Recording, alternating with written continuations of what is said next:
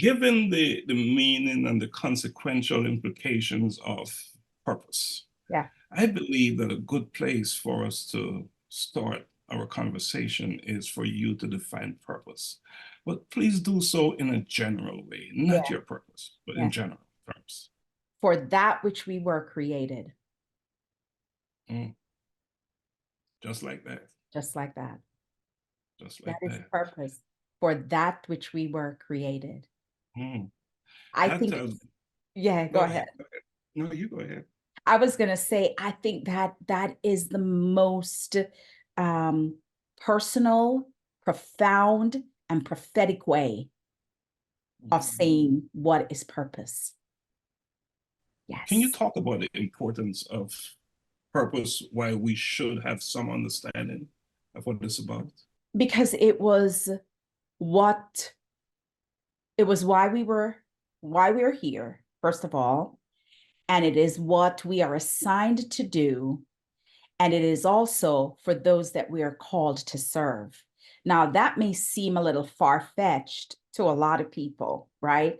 But if you look at all of the facts of what purpose is, if I just say for that which we are created, it means there is a reason for us being here.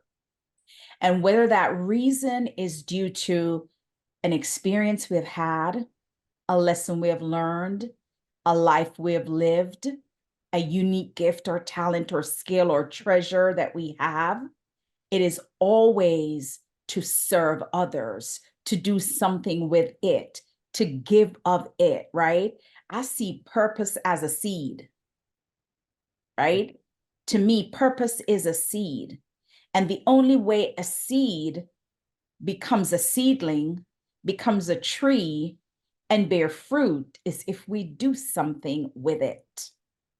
So whatever we are given, whatever we feel like is our gift or skills or whatever it is, something has to be done with that. An action has to be taken for it to create another action, right? It's when you plant the seed, you water it, a seedling bears, then the tree bears, then the fruit is the harvest. That is how I see purpose, as a seed. Now, I know you're going to ask me this, so allow me to go a little bit further. Some people say, I don't know what my purpose is.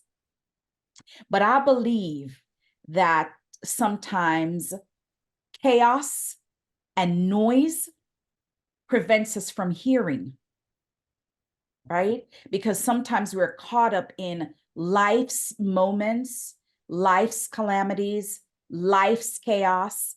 And because we're in the grind and the monotony of what life does, being a parent, being a spouse, working, preparing, we don't get time to shut our brain down and allow us to really think about, why am I here?